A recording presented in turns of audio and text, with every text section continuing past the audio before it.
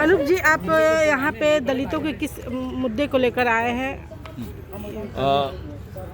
यहाँ पे हम लोग बिहार में हमारा एक नेशनल लेवल पे हम लोगों ने एक संगठन का निर्माण, एक मोर्चे का निर्माण किया था, जहाँ देश के लगभग 100 से ज़्यादा दलित आदिवासी जो संगठन हैं उनका एक ज्वाइंट मोर्चा है, national alliance for social justice. उस बैनर के तहत हम बिहार में आए, और इसलिए बिहार में आए कि बिहार विधानसभा चुनाव घोषणा हो चुकी है। नवंबर के प्रथम सप्ताह में 2 चरणों में चुनाव होना है, और हम यहाँ पे कल हम लोग आए, और कल हम लोगों ने ज्ञापन भी सारे पॉलिटिकल पार्टियों को लगभग सौंपा है कि कम से कम जो SC ST सब प्लान जो योजना है, उसको कानून के रूप में आप इसको अपने अपने एजेंडे में डालें, अपने घोषणा पत्र में डालें कि अगर हमारी सरकार आती है तो हम अपने घोषणा पत्र में डालें कि आएगी तो हम इसको कानून बनाएंगे। एक तो पहला ये है कि हमने सारे पार्टियों को ये दिया है, क्योंकि दलित आदिवासी केवल राजनीतिक एजेंडा तक ना रहे। सामाजिक न्याय की हमारी आधी लड़ाई है। जब तक हमारी आर्थिक बजट में पूर्ण हकदारी नहीं होगी तब तक हमारी वो आधी लड़ाई चलती रहेगी। तो उसको लेके हम लोगों ने एक ज्ञापन सौंपा। ये बताइए, कानून बन जाने से क्या आप लोगों को, क्या जो दलित समुदाय है या SC ST के लोग हैं, उनको क्या फायदा क्या होगा? इसको हमको समझना होगा। कानून बनने से बहुत हर चीज़ में प्रेशर आता है। SC ST PO एक्ट 30 साल पहले बना, तो फ़ायदा हम आप देख रहे हैं। भले कोई कह ले जस्टिस वर्मा बिल महिलाओं के यौन हिंसा को लेके, महिला हिंसा को लेके जस्टिस वर्मा बिल 2000 क्या कहते हैं कि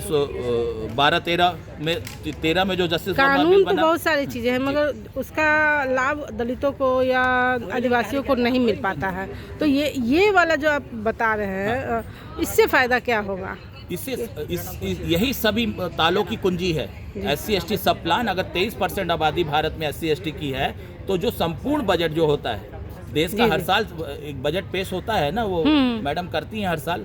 तो अगर वो मान लीजिए कि उदाहरण के लिए कि 1 अरब रुपए का बजट बना रही है, तो 1 अरब में 23 करोड़ रुपया हम SC ST का हकदारी हमारे आबादी के हिसाब से हकदारी है। लेकिन हमें 5% 7% भी नहीं मिल पाता है, और जो पैसे मिल रहे हैं, चूंकि ये योजना है SC ST सब प्लान, इसलिए वो उस पैसे को अन्य मदों में वो खर्च करते हैं। उदाहरण के लिए कभी कॉमनवेल्थ में किया करते थे, कभी मेट्रो ट्रेन में कोई कर रहा है, कोई नेशनल हाईवे में कर रहा है, कोई क्या कहते हैं बिहार के थाना निर्माण में कर रहा है, कोई उत्तर प्रदेश के कुंभ में उस पैसे का हजारों करोड़ रुपए लगा रहा है, कोई इस तरह से कोई मंदिर गौशाला बनवा रहा है, कोई मंदिर बना रहा है। मध्य प्रदेश में गौशाला बन रहा है, मंदिर बन रहा है। तो ये पैसे को आप किस मद में हमारे पैसे को दे रहे हैं, इस पर हम चाहते हैं रोक लगे। वो तभी लगेगा जब SC ST सब प्लान को कानून बनेगा, जैसे देश के 5 राज्यों में उन्होंने बनाया है, और ऐसे हम चाहते हैं पूरे देश के हर राज्य में कानून बने और राष्ट्रीय स्तर पे कानून बने, और सिर्फ कानून ना बने। ये SC ST सब प्लान का पैसा ही 40-45 विभागों के माध्यम से रिलीज करते हैं, तो कौन पैसा कहाँ जा रहा है हम उसकी मॉनिटरिंग नहीं कर पाते। अतः हमारा ये भी मांग है कि इसका अलग से एक आयोग का गठन हो,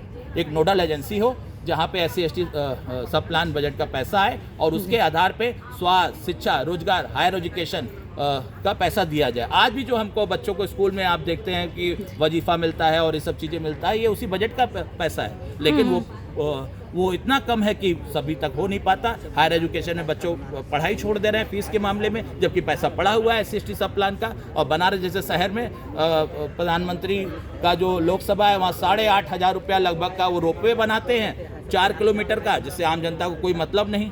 और वो 8,500 रुपये अगर आप स्वास्थ्य, शिक्षा, रोजगार में खर्च किए होते, वहाँ के यातायात में आप खर्च किए होते, उसका कितना बड़ा बदलाव आता। तो हमारा ये कहना है कि जो हमारे बजट की हिस्सेदारी है, हमसे वो मांग रहे हैं कि उसका सही और निष्पक्ष ढंग से हमें हिस्सेदारी मिले, और वो हिस्सेदारी पूरे आबादी के हिसाब से मिले, कानून बना के मिले, और उसको एक स्वतंत्र नोडल एजेंसी बनाया जाए। और जैसे SC ST एक्ट के तहत जो मॉनिटरिंग कमेटी है, राज्य स्तरीय, जिला स्तरीय जो कमेटियां हैं, उसी तरह त्रिस्तरीय कमेटी बनाया जाए, जो राज्य से लेके हम ब्लॉक स्तर तक उसकी मॉनिटरिंग कर सके कि केंद्र से कितना पैसा आया राज्य में, राज्य से कितना पैसा आया जिले में, जिले से कितना पैसा आया ब्लॉक में। तो हम चाहते हैं कि ये जब तक वो कानून नहीं बनेगा तब तक ये होगा नहीं। हाँ, तेलंगाना सरकार ने इसको कानून बनाया पिछले सरकार ने, और SC ST सब प्लान के पैसे से लगभग 17,000 एकड़ जमीन भूमिहीनों को बांटा, करीबन अरबों रुपए उनके रोजगार के लिए अलग से दिया, हजारों बच्चों को 1200 छात्रों को विदेश अब्रॉड भेजा हायर एजुकेशन के लिए, आवासीय विद्यालय हजारों खुलवा के दिए, तो जब एक छोटा से राज्य इस तरह इम्प्लीमेंट कर सकता है तो बिहार, उत्तर प्रदेश जैसे बड़े राज्य दलित आदिवासियों को क्यों नहीं इम्प्लीमेंट कर सकते। और मैं ये भी कहना चाहता हूँ कि तथाकथित उत्तर प्रदेश और बिहार में जो दलितों और पिछड़ों की पार्टियां हैं, उनको इस मुद्दे को बहुत मजबूती के साथ उठाना चाहिए, उनको अपील में जाना चाहिए, उनको कहना चाहिए कि हम कानून बना रहे हैं, अगली बार आएंगे तो इस तरह से हम इसको कानून बना के इम्प्लीमेंट करेंगे। जी, थैंक यू।